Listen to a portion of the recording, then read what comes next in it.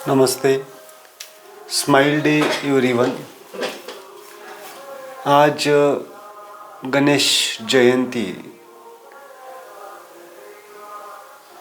हम सब मना रहे हैं। गणेश जयंती के बारे में या फिर गणेश जी के बारे में बहुत सारी दंत कथाएं हैं, उनके बारे में बहुत सारी चीज़ें बोली जाती है ना। उनको बुद्धि की देवता कहा जाता है।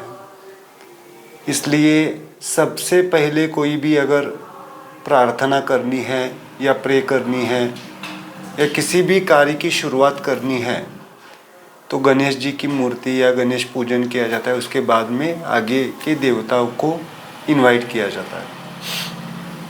तो आज हम स्माइल कॉन्शियसनेस, उसके पीछे क्या है, क्या स्माइल की चेतना है, इसको हम थोड़ा सा देखेंगे। सबसे इम्पोर्टेंट, आप सबको पता है कि गणेश जी को कहा जाता है बुद्धि की देवता, है ना। बिग हेड होने की वजह से ब्रेन। तो क्या है बुद्धि?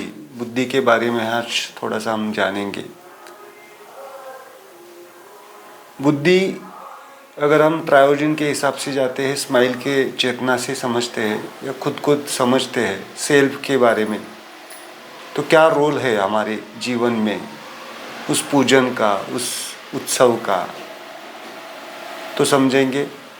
बुद्धि को अगर जानते हैं तो बुद्धि को अगर हम इंटेलिजेंस कहते हैं तो इंटेलिजेंस जो है, बुद्धि को मैं दो कॉन्शियसनेस से देखता हूँ, एक इनर कॉन्शियसनेस एंड एक आउटर कॉन्शियसनेस।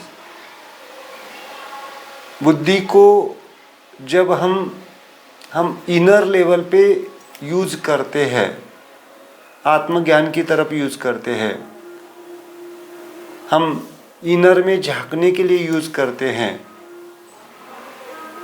उसको कहा जाता है विजडम। जो अपने आप हमें बुद्धि प्राप्त हुई है, अपने आप ध्यान के माध्यम से जो हमें मिलता है, जो ज्ञान प्राप्त होता है, एक कॉन्शियसनेस डेवलप होता है, उसे हम कहते हैं विजडम, इनर विजडम। और जो हम बाहर का ज्ञान लेते हैं,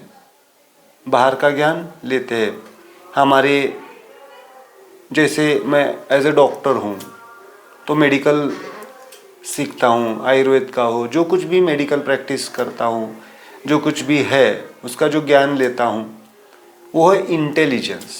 बाहर से सीखते हैं, इसमें बहुत गहरा फर्क है। इंटेलिजेंस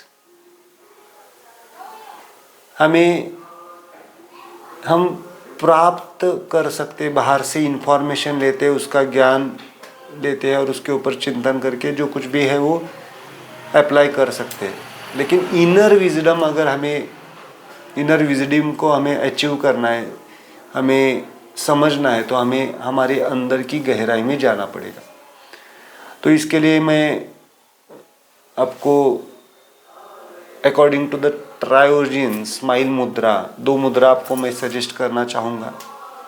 सिंपल मुद्रा है इंटेलिजेंस के लिए। एक है यहाँ पे होमो फिंगर। जिन्होंने मेरा 3 डेज़ का वर्कशॉप किया है या जो कुछ भी स्माइल मेडिटेशन से जुड़े हुए हैं, इनके लिए हम यूज़ करते हैं इंटेलिजेंस के लिए होमो। This is the ring finger, both hand होमो फिंगर। और ये हो गया हमारा आउटर इंटेलिजेंस। और अगर हमें इनर की तरफ जाना है तो इसके साथ में हमें न्यूटो भी ऐड करना। ये दो मुद्रा आपको बाहर का इंटेलिजेंस और अंदर का, जिसे हम कहते हैं विजडम, इनर विजडम को हम एक्टिवेट कर सकते। इस मुद्रा को अप्लाई करके आपको 10 मिनट तक शांत बैठना है, अपने सांसों के ऊपर ध्यान देना है। आप चेयर पे भी बैठ सकते हैं, आप अगर कोई आसन ले सकते हैं तो आसन लेके बैठ सकते हैं।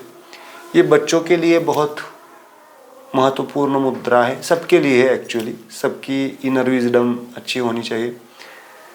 इससे क्या हो जाएगा, इसका फ़ायदा क्या हो जाएगा, आपकी जो मेमोरी है वो आपकी अच्छी हो जाएगी, विस्मरण कम हो जाएगा, आप अच्छी तरह से मेमोराइज कर पाएंगे, आपकी चेतना कॉन्शियसनेस डेवलप हो जाएगी।